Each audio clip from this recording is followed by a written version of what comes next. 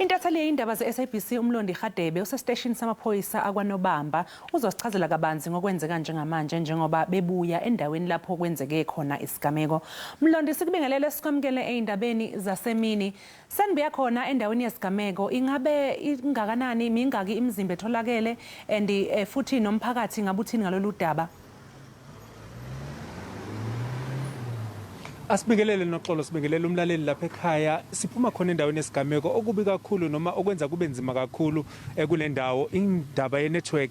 Nabo bakhala ngayo abantu bomphakathi bathi ngesikhathi bezama ukufonela amaphoyisa becela usizo ngosuku lwesigameko kwabanzima ukuthi bakwazi ukuthi balithola usizo ngoba kuleya ndawo asikwazanga nathi ukuxhuma emshini yethu, asikwazanga nokusebenzisa ama-cellphone ukuze sikwazi mhlawumbe ukuthi sibike sikhona endaweni yesigameko. Kodwa njengamanje umfula usuthanda ukwehla, izimoto sezaqhubeka zisebenza ngokujwayelekile. Okubi kakhulu ukubona indaba itekisi lena esikhuluma ngayo indlela ekubonakala ukuthi ilimale ngayo ngesikhathi irola isuka lapho yayikade iwela khona ihambe ibanga elingangekilometer la njengamanje isikhona. Kanti eduze kwami khona lapha ikhansela lendawo ubabudladla kafushane nje umphakathi wendawo yini okhala ngayo kuleya ndawo?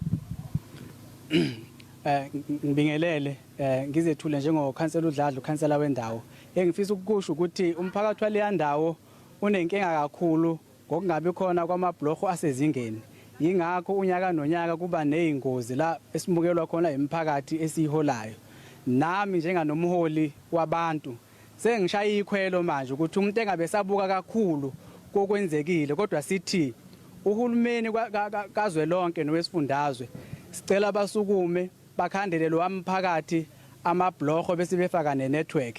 Uma benze kanjalo lenkinga esikhuluma ngayo namhlanje angeke iphinde ibe khona. Ngiyathanda ukudlulisa ukuthi amalungu omndeni noma umndeni ulahlekelwe amalunga awu4 sebetholakela ababili.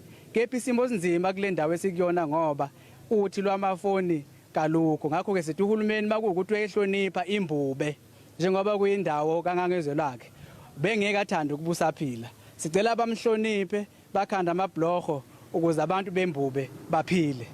Sibonge kakhulu baba. Ngiyathokoza.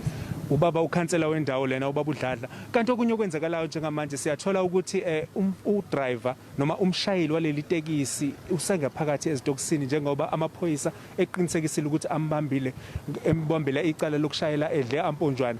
Kanti kulindele ukuthi avele enkantolo maduzane. Kanti masiphinde sibheka futhi lapha kuyona indawo umphakathi uveze izikhalo eziningi zokuthi le ndawo kufanele ngabe yanakekelwa ikakhulukazi njengoba kuyindawo yasemakhaya ukuze nabo bakwazi ukuthi baphumelele beze emadolobheni. Asibuyisele intambo kwena noxolo estudio.